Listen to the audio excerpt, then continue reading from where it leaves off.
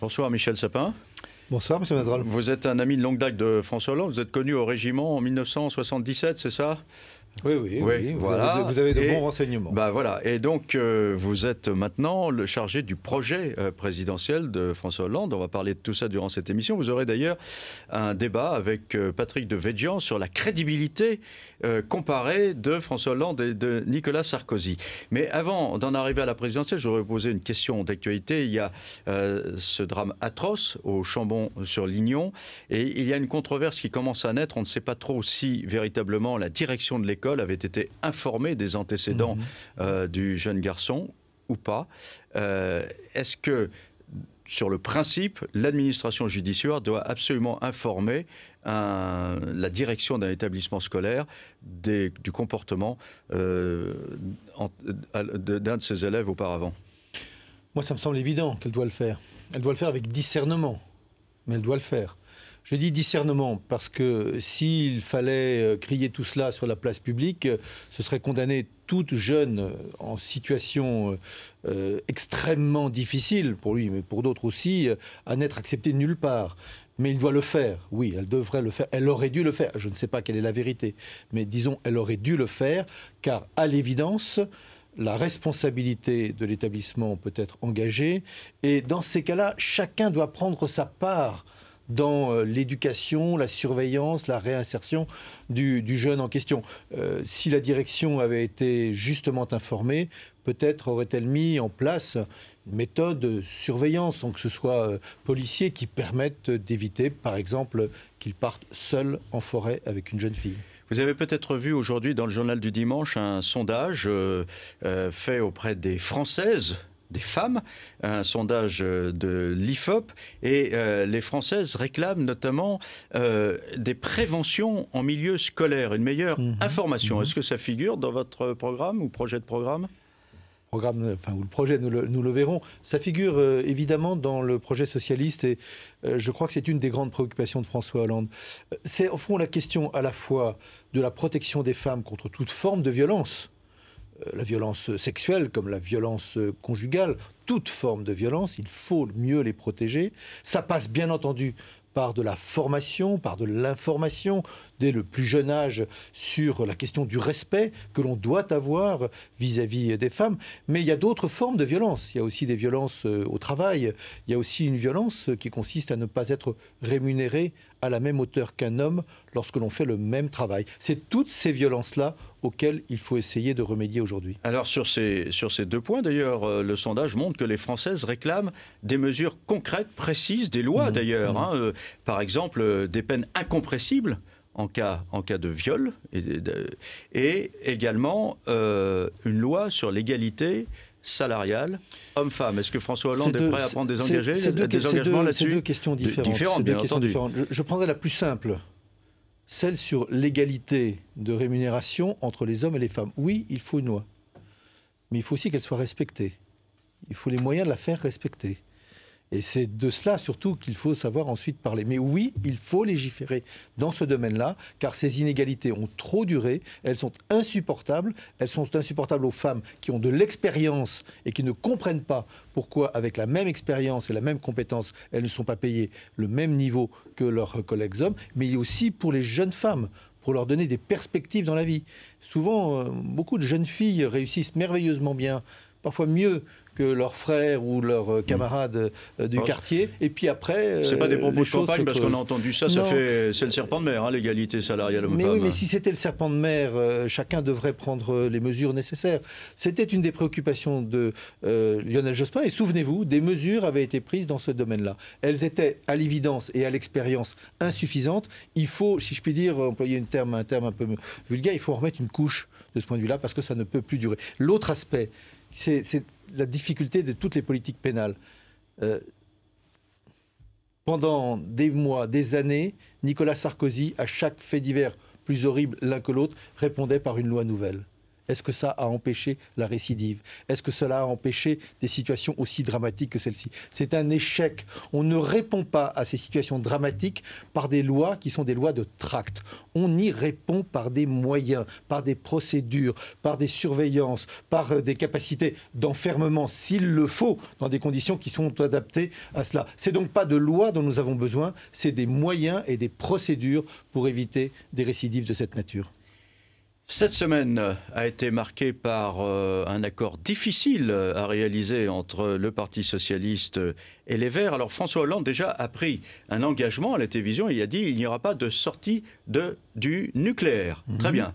Sauf que, est-ce qu'il n'y a pas une ambiguïté dans la mesure où il promet la disparition de 24 réacteurs sur 58 dans les 13 années qui viennent? Est-ce que c'est pas, en fait, préparer la sortie en douceur? Bon, c'est un sujet important, vraiment. Et donc, il faut essayer de le regarder de la manière la plus raisonnable possible, mais aussi la plus claire possible. Est-ce qu'il faut réduire la place du nucléaire dans la production d'électricité en France? La position de François Hollande, c'est oui. Réduire, ça n'est pas sortir. Car quand on est à 75% de production d'électricité par l'énergie nucléaire, le record du monde, il n'y a pas un pays... Pardon, s'il y a la Lituanie. Mais il n'y a pas un autre pays qui soit comparable à nous. Ni l'Allemagne, ni la Grande-Bretagne, ni les États-Unis, ni même le Japon dont on parle aujourd'hui. Ils sont tous beaucoup plus bas. Donc nous produisons trop d'électricité à partir d'une seule énergie. Et souvent on nous dit c'est notre souveraineté.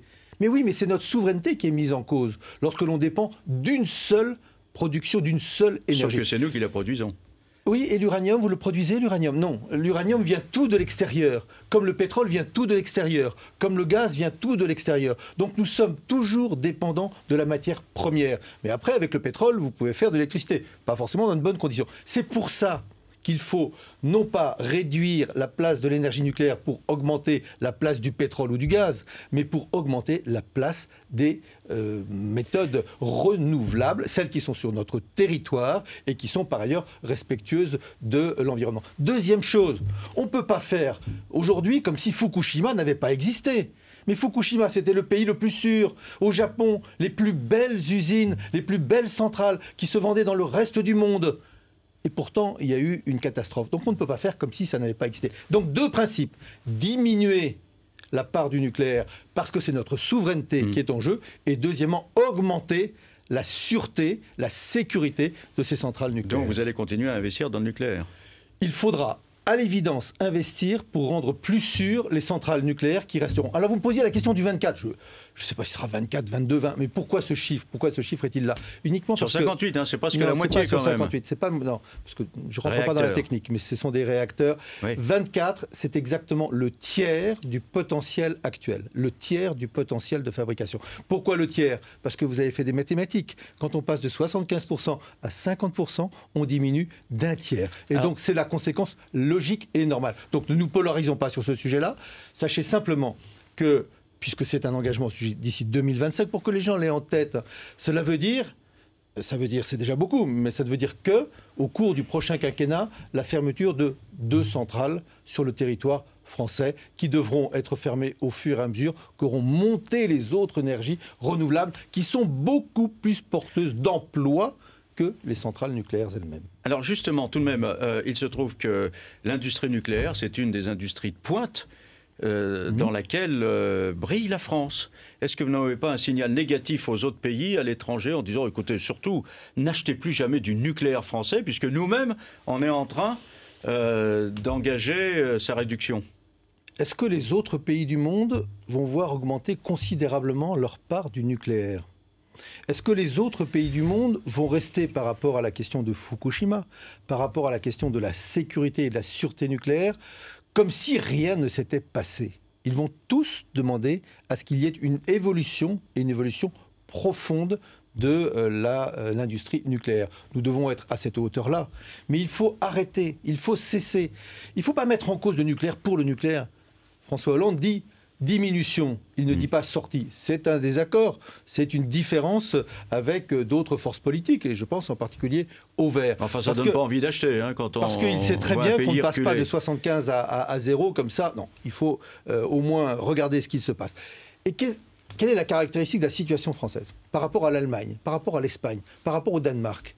À force de se concentrer uniquement sur le nucléaire, on a déserté complètement toutes les autres formes d'énergie renouvelable, c'est-à-dire les formes d'énergie pour l'avenir. Nous sommes plus en retard que la Chine sur la question des économies de la production d'énergie renouvelable. Ça n'est pas acceptable. Et c'est parce que justement on n'a pas mis les moyens sur ces systèmes nouveaux, ces systèmes performants, sur ces technologies nouvelles, qu'aujourd'hui nous sommes en retard de ce point de vue-là. Un mot encore, lorsque les Verts ont donné leur interprétation de l'accord que vous aviez signé, ils ont dit on abandonne le MOX. Bon, on ne va pas revenir sur la technique, sur ce combustible, etc.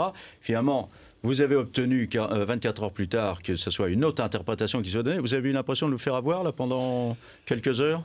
Il y a un principe qui nous a menés, et je pourrais presque dire qui m'a mené dans ces négociations, oui, parce puisque que c'est vous qui j'étais avez au cœur de ces négociations. Et c'est un principe auquel François Hollande tient particulièrement. Quand on négocie avec d'autres forces politiques, ce qui est nécessaire, on y reviendra peut-être, parce qu'il n'y a pas que la question du nucléaire, on doit le faire dans la clarté. La clarté. La responsabilité, le respect mutuel, mais la clarté. Notre projet d'accord, notre accord est clair. Il ne s'agit pas de sortie du nucléaire, il s'agit de diminution de la part du nucléaire. Notre projet d'accord était clair sur les conséquences de cette diminution, puisqu'on diminue la part du nucléaire, on diminue le besoin. Alors les Verts sont tordus, là, ils ont donné une autre interprétation. Non. Il y a eu, semble-t-il, un problème d'interprétation. Nous avons dit, nous, notre principe, c'est la clarté. Le débat, la démocratie, mais dans la clarté. Eh bien, la clarté est revenue, tant mieux. Dans le projet de François Hollande, il y a quelque chose qui est déjà bien installé, c'est la réforme fiscale. Vous êtes d'ailleurs un peu le co-auteur de cette réforme avec lui. Alors, taxation au premier euro, ça veut dire que tout le monde va payer l'impôt. Monsieur Mazerolle, vous payez l'impôt sur le revenu, j'en suis persuadé, comme moi. Tous les Français ne payent pas l'impôt sur le revenu. Vous payez la CSG.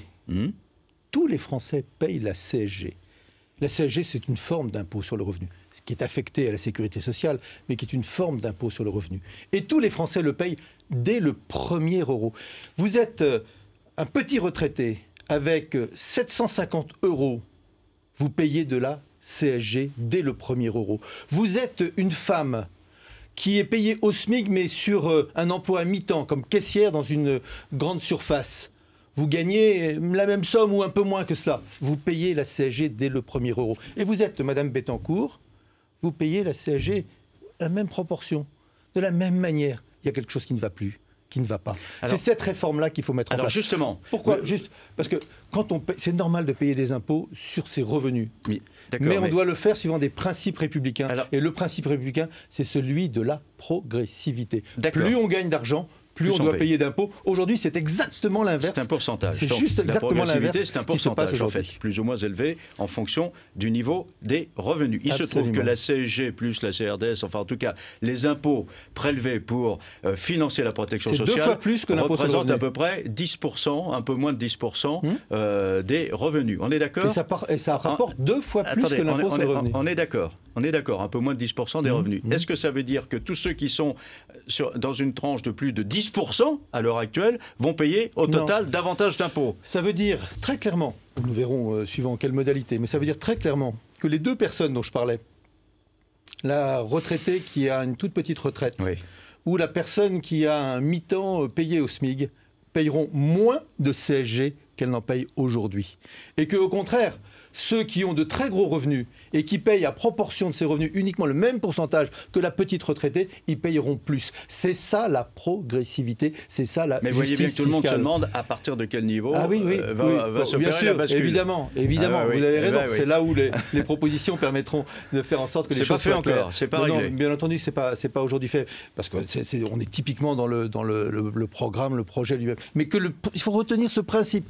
Aujourd'hui, la fiscalité française sur les revenus est incompréhensible, et plus vous avez d'argent, plus vous gagnez d'argent, et moins vous payez d'impôts. Est-ce que c'est possible de continuer comme ça? Je reprends encore un exemple. Quelqu'un qui n'aurait comme revenu que les revenus de ses capitaux, capitaux placés dans telle ou telle entreprise. Tenez, telle ou telle personnalité propriétaire d'une très grande entreprise. Eh bien, vous payez combien? Il y a ce qu'on appelle un prélèvement libératoire d'un peu plus de 19%. C'est-à-dire qu'au total, cette personnalité, tenez, je l'ai citée, hein, bon, c'est parce qu'elle était sur la table, paye moins de 10% d'impôts par rapport à ses revenus, c'est-à-dire moins qu'un couple de cadres moyens.